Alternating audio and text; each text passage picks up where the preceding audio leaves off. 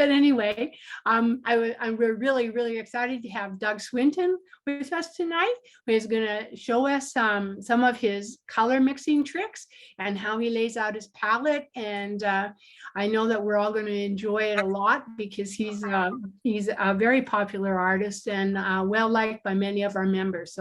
So we're all excited. Doug, take it away. Okay. So who's running this? Who's the host of this? Well, it's Kit, Doug. I'm the technical. Okay, I just emailed you.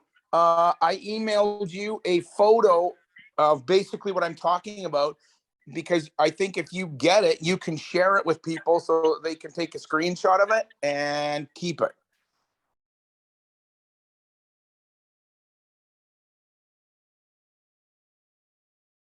Or at least it's the basics of, you know, the takeaway from what I'm about to talk about. Oh, okay, so it's not it's sort of the. It's an email photo. It's writing. It's all what I'm talking about, but I took a photo of it and I just emailed it to you about 5 minutes ago. I've got it. So, Doug, I will send that out to the chapter and I'll also attach it to the YouTube video. Yeah, so they get the takeaway because I won't remember everything or whatever. And then you'll ask me, you'll go, oh, could you write that down or send me a notes? And I'll be like, well, I don't remember what I talked about. Okay. So I should have been probably downstairs by now, but I didn't know when you were ending. So that's okay. What I'm going to briefly talk about here is how I lay my palette out. And so I guess really what I'm saying is the second most asked question I get from the first question, which is how do I get more color in my paintings, which leads to this as well, is how do I avoid mud in my painting? And so I'm going to show you a whole bunch of tricks to getting rid of mud. So I'm going to go, so I sent you that, and then I got to run downstairs to my studio right now. Sure. And I will, I'll just put my phone up on the tripod and my easel's already and things ready to go. So I should have already done this. I kind of got sidetracked listening to you guys. And just while Doug is doing that, can I ask everybody else to please mute yourself? And if you have a question for Doug, obviously unmute yourself and go ahead. Yeah, ask anything you want. Ask lots and lots of questions. I love it when people ask questions. Yeah, just so we don't have as much background noise. Perfect. Thank you very much. All right, so just give me a minute here while I throw my phone up on my tripod, and then at least I'm not on. Usually I have my computer going too, and I have the same problem with that echoey thing, and it takes me forever to figure out which one I got to turn off. So, all right, I think everyone can see my palette, right? Yeah. No, it looks fine, Doug. Okay, so you won't see me, but I'll just go through. Feel free to ask all the questions you want. But before I do that, maybe I'll just talk a little bit here for a brief minute. So as I was saying before, one of the most asked questions I get is how to avoid mud on my paint, getting mud on in my painting. And so mud usually comes from two different things. Mud usually comes from having bad value exchange. It's not that you've got muddy colors, it's that you have bad value exchange. So basically what you have is you're painting away and you're working, and you kind of get a little bit lost in what you're doing and everything gets muddled up, and you end up with a painting in the value range between 4, 5, and 6, or 5 and 6, which is like middle of the road. There are no lights, there are no darks, and everything just gets sitting there in the middle. And it's not that your paint is actually muddy and the color's muddy, it's that your values are so similar, you're not getting a read. And you don't actually have mud on your palette, you have bad value exchange. So once you can figure that out, and once you can get that problem fixed, yeah, go ahead. Are you using oil or acrylic, just so I know? Oh my God. So my question to you is, what difference does it make? I'm just curious what you're doing. Correct. What's that? She was just interested in what. It doesn't make a difference. What I'm going to tell you to do with what you're using, with Well, what then media stay you're on using. topic, girlfriend. That's funny. It doesn't matter. This is all about good working habits. This has nothing to do with what you use. I don't care what you use. I am primarily an oil painter, if that makes a difference. I do teach in acrylic, but I don't paint in acrylic. I paint in oils and wash. So I do some water media. I used to do pastels until I met Sue Wolgar, and then I quit because she's so good. I never wanted to do it again. Anyways, no, I paint in oil. So it doesn't matter though, what I'm going to teach you. This goes across the board: oil, watercolor, acrylic. I don't care if you're doing washy ink stuff. I don't care what you do. Good working habits are good working habits. And if you get into good working habits, there are things you can do to make your life way easier. So that's what this is all about. And as I said, so having bad value exchange is one problem in painting that causes mud. If you can figure out your value exchange, then usually the next problem with mud is, I'll just run through my list real quick, is it's all the usual suspects. It's having, you're not cleaning your palette or scraping your palette off. You've got dirty water or dirty thinner or dirty whatever you're using to clean your brush isn't clean. You don't have 3 different buckets to have fresh water all the time. You've got dirty brushes. You're not putting scritchy pads in the bottom to clean your brushes out. You're not cleaning your brushes in between well enough. That you're using whatever medium, if you're using airbrush medium, or for me, I'm oil, so I use liquid. But if the puddle of medium that you're using is your brushes off with a dirty rag, and worse than that, if you're wiping your brushes off with class all the time, like, oh my good God, please, no more underwear, please. Anyways, all this dirty stuff that you're doing will cause mud. I mean, it's just, it's all bad habits that people get into, realize that their brushes are dirty and the rag is dirty and the medium is dirty and the water is dirty. And all you're doing is mixing all that in and making mud. Again, bad value exchange. If you don't have separate values and good temperature exchange, you're gonna get a muddy, dirty painting. One of the other problems I find that people do is over mixing. So, oh, sorry, my little alarm's going off here. Never mind. Sorry. Let me go back. There we go. Okay. So over mixing is not cleaning your palette and mixing into the same dirty puddle of puddles of paint that you already have. Clean your palette as often as you can. I know that the guys like Matt Smith, who paints, he's one of the greatest landscape painters alive today, cleans his palette every 15 minutes. He's scraping the paint off and starting again. He doesn't keep those dirty colors on there. But over mixing, and so I'd say over mixing is that you get in there and anytime we're painting, we're doing something called subtractive color mixing, which means the more colors you add to that pile, the grayer things are going to get. So the less color you mix together, the fresher your colors will be. So if you mix your colors to about 80% on the palette and leave them somewhat unmixed, you get something called broken color, which is very, very lively, very, very interesting to paint with. So if you try to mix them together to make that color so perfectly pure, try mixing a little more on the canvas. Try not finishing the mix on your palette. You will get some funky colors that will add beauty and dynamics to your painting. So in terms of all of that, dirty, bad value change, having bad temperature change. A lot of mud and dull painting comes from having bad temperature change. And so my metric, or the rule that I tend to follow, this doesn't always happen, and you can change this, and rules are out there to be broken. But I would say that if you have warm light, you will have cool shadows. And if you have cool shadows, or if you have warm light, you'll have cool shadows. If you have warm shadows, you have cool lights. So that does change with things, and certain scenarios will change. But the metric is to follow that if you're going to paint cool, shadowy snow color, and all the snow is blue in the shadows, when you paint the light snow, it's not light blue because you've got blue on blue. It will not pop. You need to make that warm. You need to add yellow ochre or cad orange to the snow to make it pop. All right. What else do I got here? Yeah. And so I can do a little demo here for you as I go along, but anytime you mix a warm and a cool together, you're going to make mud, okay?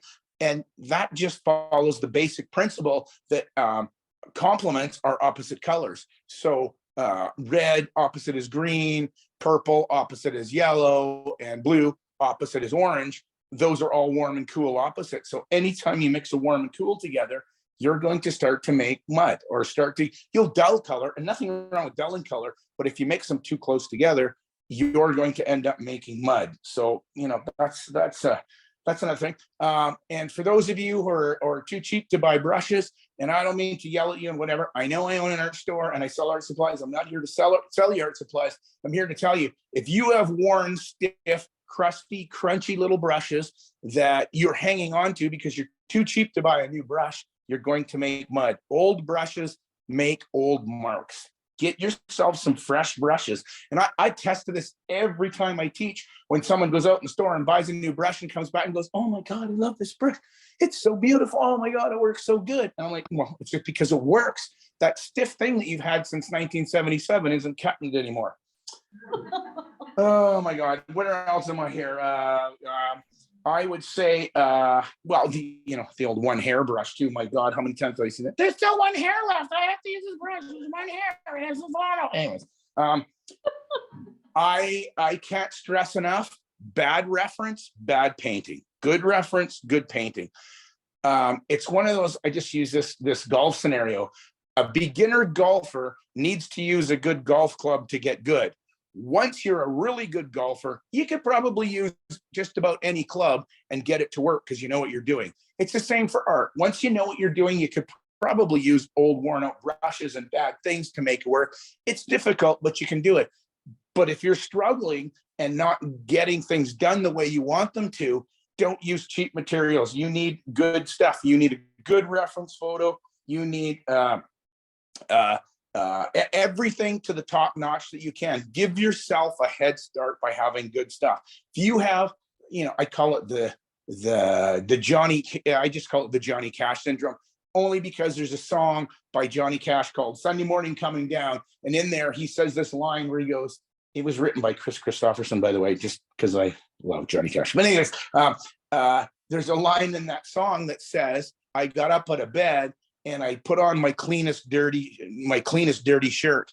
And I'm like, that's a reference photo. Quit picking the same pile of photos that you've had since 1977 and trying to pick the best one out of that. You got to get good reference. Good reference makes good painting. And lastly, before we get into color mixing and doing a bunch of fun stuff here, don't listen to bad music. Bad music makes bad paintings too. Crank the tunes and have fun. Woo! All right. Okay. Hang on for a sec. I'm going to get a canvas because I'm going to show you something on the canvas. And I'm going to go through my palette with you here in a sec. Let me grab a canvas. Hang on. Belonging to an art store, like you could just grab anything you need. Yeah, there go all your profits. Oh, there go. Yeah, that's right. There go all your profits. We're not on mute anymore, right? Oh, how did we get back on there?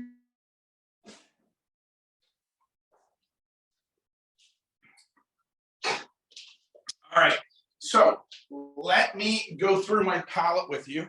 I've got this thing, it's kind of hard to tell, but I've got this thing tilted up. I don't usually paint like this. So it's not flat, it's raised. I don't know if you can kind of see that. I've raised it. I don't paint like that, but it's lifted up. But that's why the paint is all dripping and running down. It wants to slide off the palette. Anyways, so couple of things to start with. First off, notice where my colors are. All to the outside of the palette. I don't have them dotted all over here, all over the place, anywhere I want them to be. I have them all to the outside so that this whole area here, which is approximately 16 by 20, is all for mixing. So I'll just show you, I don't know if you can see this, but so what I'm painting on is this is a mechanics table that I bought from, I think I bought it at Canadian Tire. It's 6 feet long and has a whole bunch of drawers in it. with a wooden top on it. And then I have a 4-foot pallet on here. So the pallet is 4 feet, except I got a foot and a foot. So this pallet is 3 feet long. It's 36 inches wide. And I put my colors out so that I can mix all day long without having to clean too much. And I've always got fresh mixing space.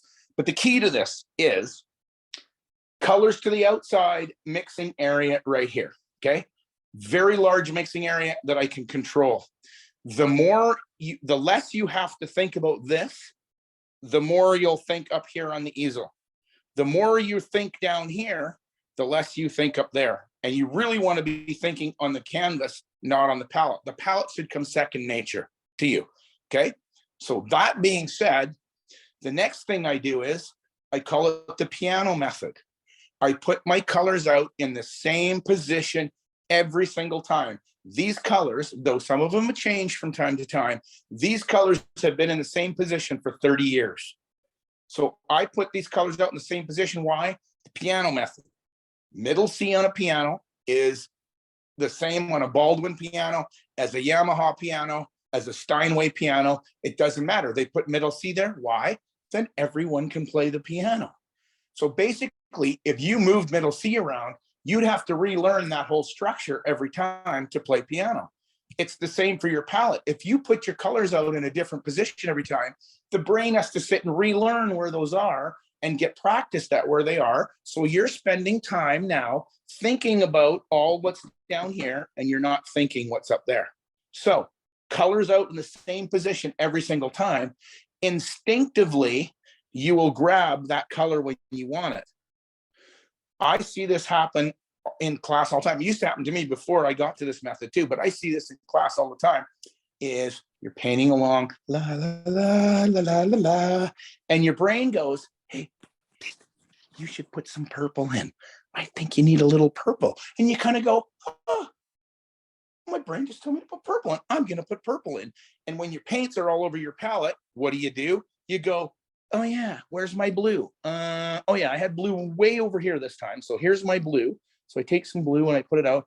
And my red is, oh yeah, I have only a little bit left, but I have my red down here. So you take some red and you mix it up, and then you mix this purple up and you put a little white in it, and you finally go, oh yeah, my white's filthy. I have only a little bit of white. So I'll just take this little corner where there's some fresh white right there, and I mix it in, and then you go, I got a purple, and then you go, what was I gonna do with that again? I forget. And the brain goes, that creative thought's gone. It says, I'm out of here. It's a fleeting moment. It wants purple right now. And if you don't do it, it goes, whatever, I'm done. I'm on to the next thought. So if your palette isn't laid out and you're hunting and looking and pecking, you're thinking too much down here. No thinking down here, right? I don't want any thinking here. All the thinking goes up there. That's the thinking that said, I want purple. This was that I took too long to mix purple part. So keep your colors out, same position every time, so you know where they are. You know you got big blobs. You know they're fresh. You know you're going to get clean color every time. Let's do this now. See if I can do this. Are we all good still? Any questions? I know I'm going really fast here, but.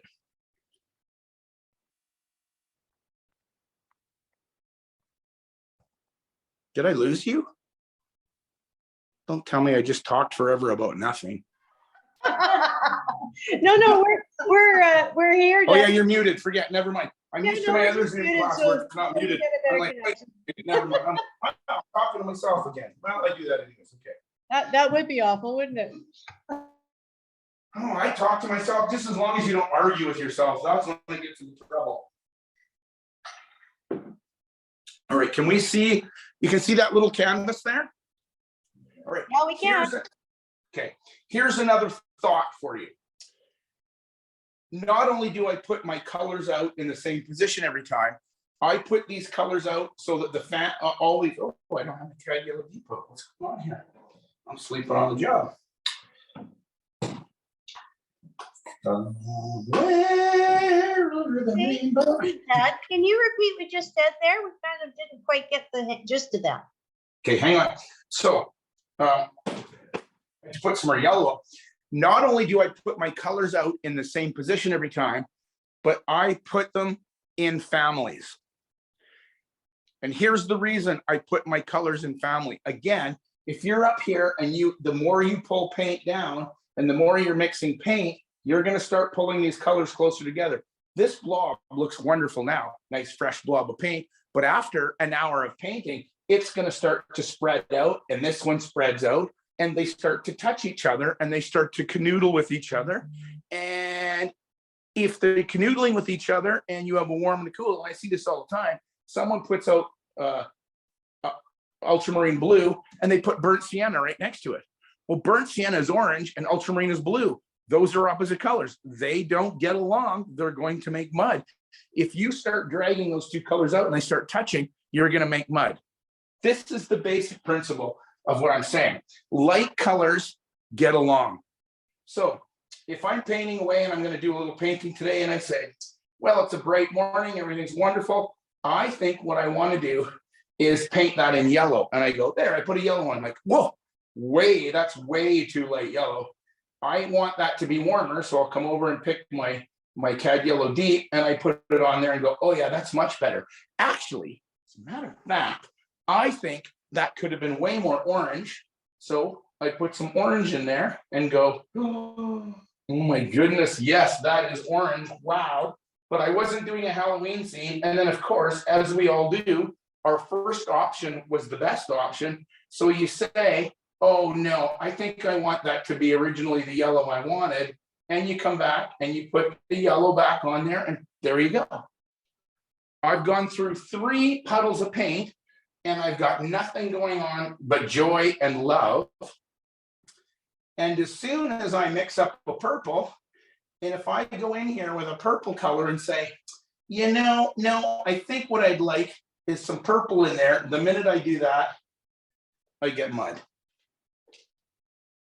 And so by keeping like colors together, I'm not going to run into a problem of having these make mud. So when this yellow ends up touching this yellow, they're okay. And if this yellow touches this yellow, they're okay. Nothing's going to happen. These guys are never going to end up over here. And these guys are never going to end up over here.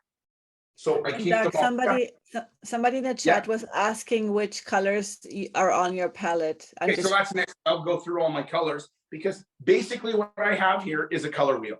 It's just a simple color wheel. I have basically almost a warm and cool of every color. And after 30 years of painting, what I will tell you now is this is the least amount of paint you can buy to make the maximum amount of colors.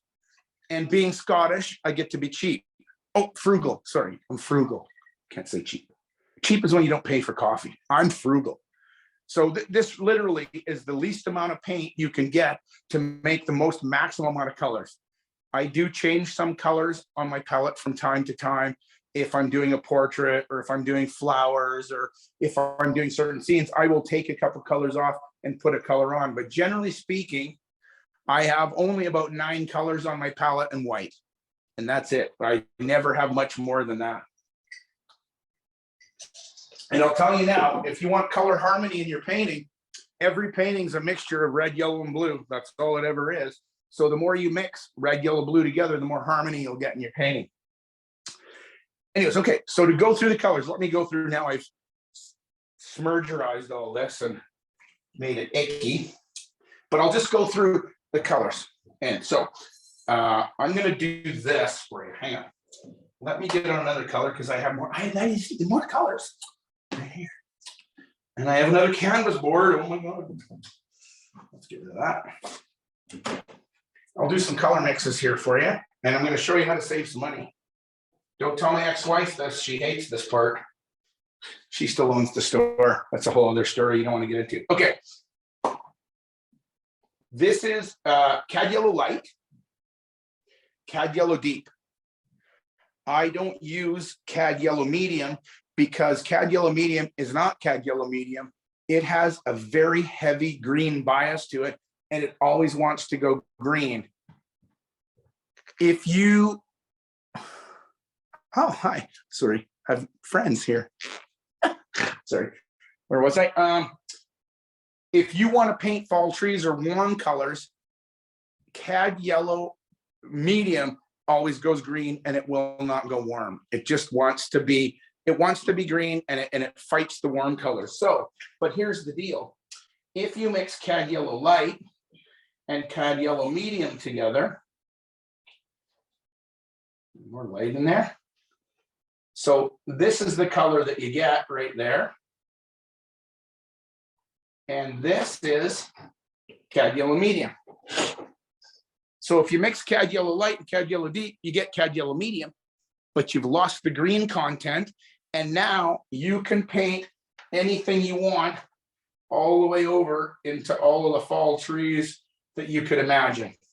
Oh, I just really killed that canvas board really fast, didn't I? Hang on, I got another canvas board.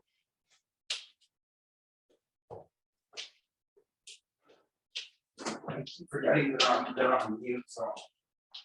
They're on mute? I think they are. You guys don't have to be on mute. You could ask her. And we bring you. Oh, guess you should have. The world famous Michelle Grant, artist extraordinaire, is here. Hello, Michelle. Hi. All right. Okay. So that I went through the first two colors: cad yellow light, cad yellow deep, yellow ochre. Yellow ochre I use as a for two reasons. I can make yellow ochre. I don't need it on my palette, but it's a modifier. It just about cools all my purpley color. And also, I know some of you guys live in BC where it's like spring 9 months of the year. Well, in Alberta, it's fall 18 months of the year. And we go through a phase in the spring between February and May that's all yellow ochre. And then from the end of September till December, it's all yellow ochre. Oh, oops. Well, that just saves I a have whole. only 10% of my battery. I have to go fast. My phone's gonna die. I just realized. Okay, I gotta go fast. I could actually Plug it in. yeah, I have it right here. I don't know if I can get that over there. Got an extension cord right here. It's just, Oh no, this just needs to go into there. I need to do this. Get this out of here. Sorry, hang on one sec. I just gotta see if I can plug my phone in. I made popcorn for the show. I didn't realize. I didn't think about charging my phone here. Okay. All right, here we go. got my cord on the floor. I'm missing mine for my iPad. I don't think so, but that's gonna pull this. All right, here we go. No more color mixes. All right.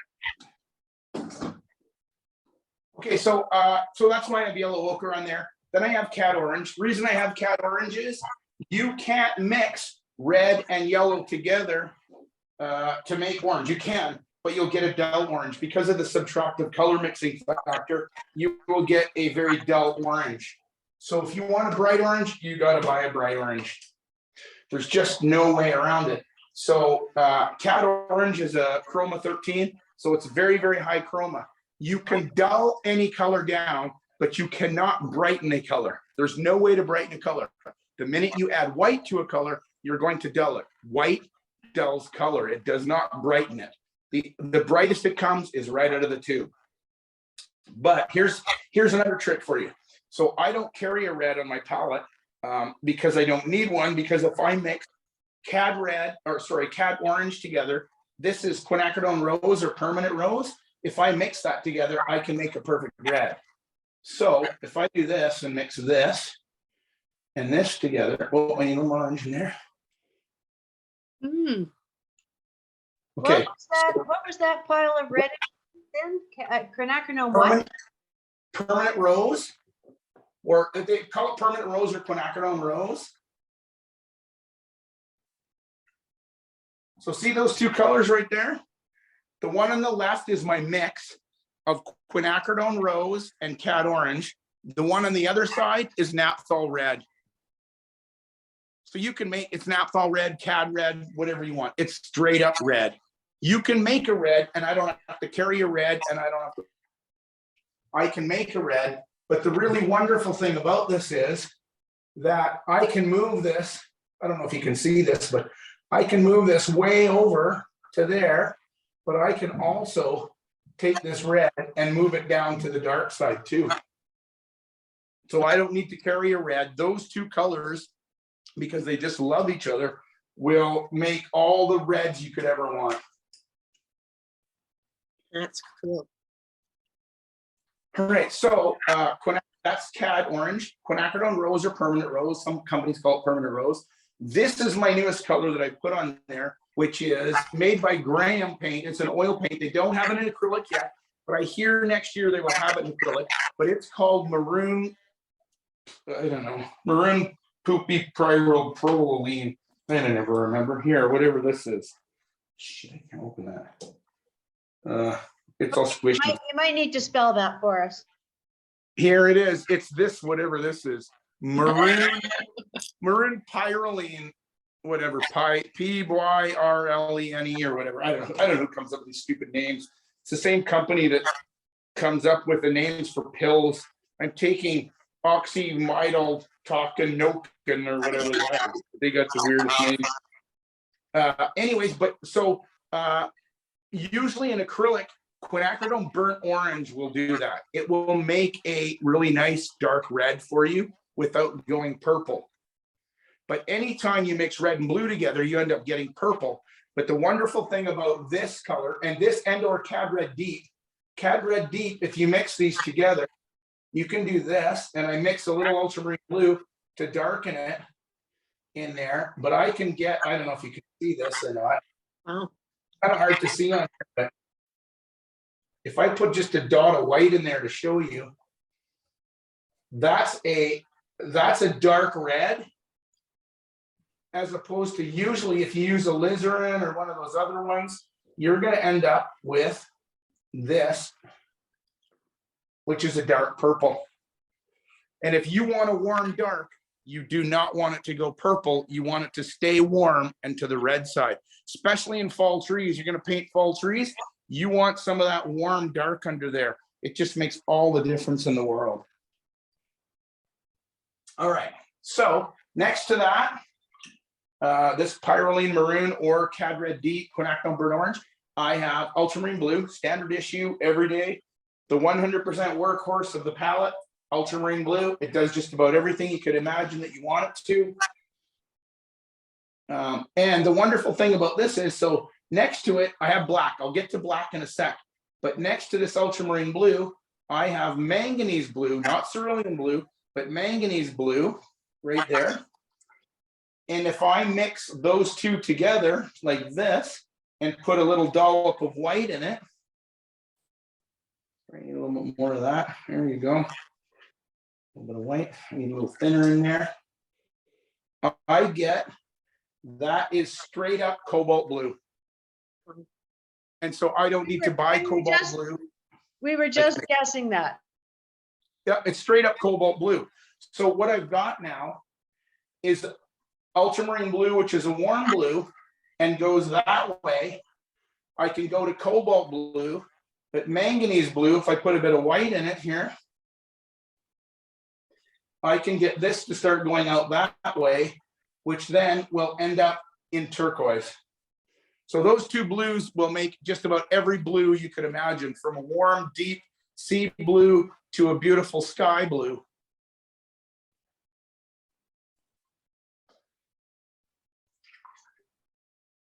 So I'll go back up here. This is chroma black. And normally I was for years in the that there's different schools of thought. Are you allowed black? Or are you not allowed black? So when we go, you can't use black. Some are like, why? You can use black. Black's a beautiful color. It went back and forth. I was always in the don't use black camp, and mostly because black is very opaque. It absorbs all color and reflects nothing. So it really dulls color and it really flattens your paint out. This is made by Graham. Gamblin makes one too called Chromatic Black. They are now transparent blacks. And in acrylic, if you want a transparent black, if you mix phthalo green and alizarin crimson together, you can make a really beautiful transparent black out of it. and it will work for you. And so what a lot of my students do is they just mix those two together and put it in a jar and keep it. So they've always got a really nice transparent black. As I said, the problem with black is the minute you put black in something, it robs it of light and it makes paintings very, very dull. So that's the black that I'm using, which is really new. And I love it because it makes gray. This was a replacement for me for burnt sienna, because burnt sienna and ultramarine make a lovely dark purpley black, which is wonderful for mountains. But the problem with it is burnt sienna, it always goes cold. This is neutral. So I can put this with my dark red here, and I can make a pure black, and it's still with this red has a bend. I know you can't see it on Zoom, but this has a bend to the warm side, and it's absolutely perfect for putting warm darks. If you have cool highlights on a figure or cool highlights in a snow scene and you need a warm dark, absolutely beautiful. And so, oh, I didn't put Viridian Green out. What am I doing? I usually put Viridian Green out. I don't have any hit. Sorry, I missed a color. How bad is that? I'm really slacking off tonight. That is Viridian Green. And the only reason I use Viridian Green, I mix all my own greens. I mix 90% of my greens. The only reason I put Viridian on there is because I can't make a beautiful, dark, cool green. Has to be cool. If you use sap green has Jenkins green, way too much yellow in it. It will not go cool. But this color here will go, this with a little bit of ultramarine in it, will make a very cool dark green for you. And then lastly, this is the newest color that I've added to my palette, which I've only had on here for a few years. This last color is, it's oil paint, but it's radiant turquoise. And the only reason I have radiant turquoise on there is if I want to lighten my sky, if I add white to it, white dulls color. So white tends to kill your sky.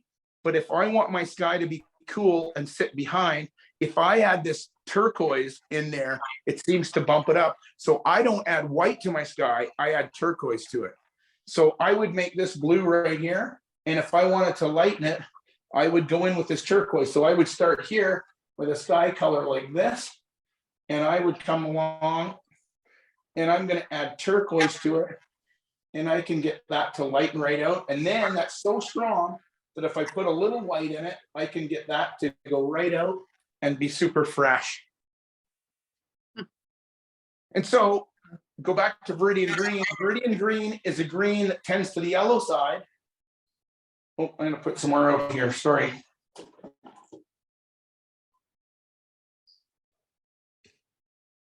I think that's about the day today. I think that's, wait, hang on. I don't know what I just put out there. No, here, this is Viridian right here. So I put some Viridian Green out. The other reason I use Viridian Green is because if you mix a dot of Viridian Green with the cad yellow light, put a little more green in there, a white in there. I can make, if you can see that, I can now make bug gut green, or as I like to call it, I can't call it that anymore. I used to call it Chernobyl green, but this whole Ukrainian thing kills me and depresses me beyond belief. So I don't want to talk about that. Anyways, I call it bug gut green now. So it makes bug gut green. And lastly, but not leastly, the other reason that I like Viridian Green is if you mix Viridian Green and black together, a little more Viridian in there, you can make sage in 2 seconds. Viridian Green, white, and black make sage.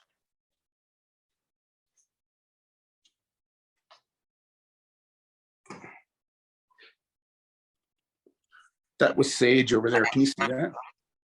That's sage. That's bug gut green, cobalt blue, red, What was the lightning. color?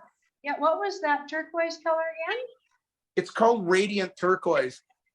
In gold and in acrylic, they make it called, I think it's called teal or turquoise teal. But you can use it to lighten your skies. Don't put white in, use it to lighten your skies. That's cool. You'll get fresher skies. White just tends to, people always say, that's another thing about, oh, my paintings are muddy, my paintings are muddy. They get chalky because you use too much white. The longer you can stay out of white and the less white you use, the fresher your painting is going to be. All right. Hi. Any questions? That's it. There's some color mixes. I have a big giant turf pot that I keep clean.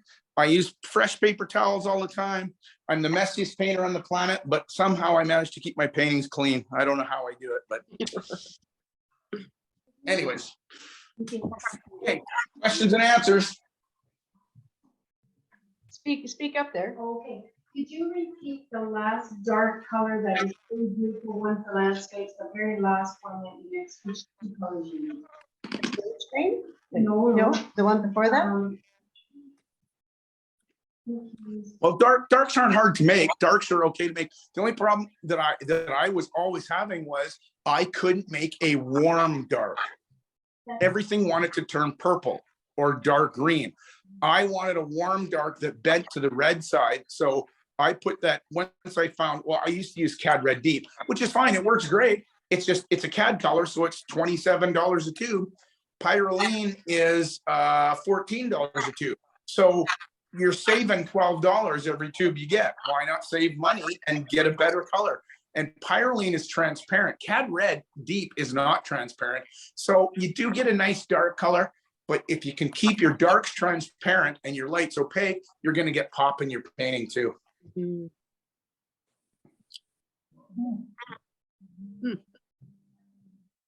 Any other questions? Maybe is there any questions out in Zoom land?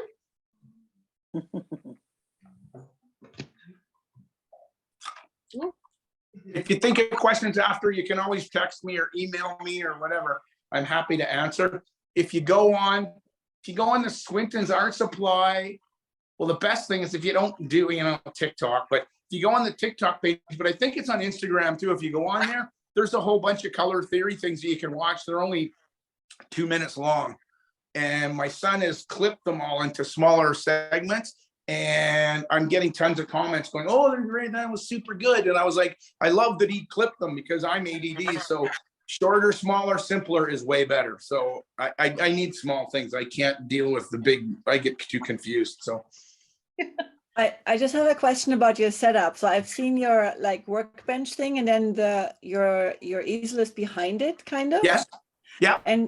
And so that's basically your height that you're working off is always on top of that workbench. And then if you do a larger piece, you just have to go higher up.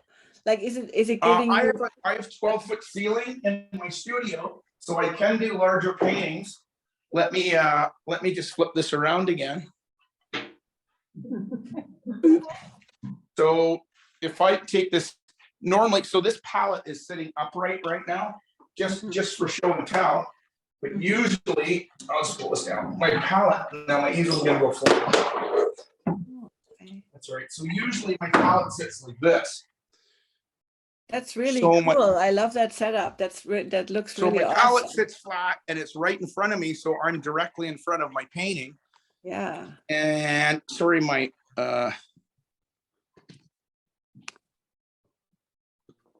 thing is crooked here and I don't know how to straighten it out. I don't know what the deal is. Anyways, it looks like I'm floating off to sea.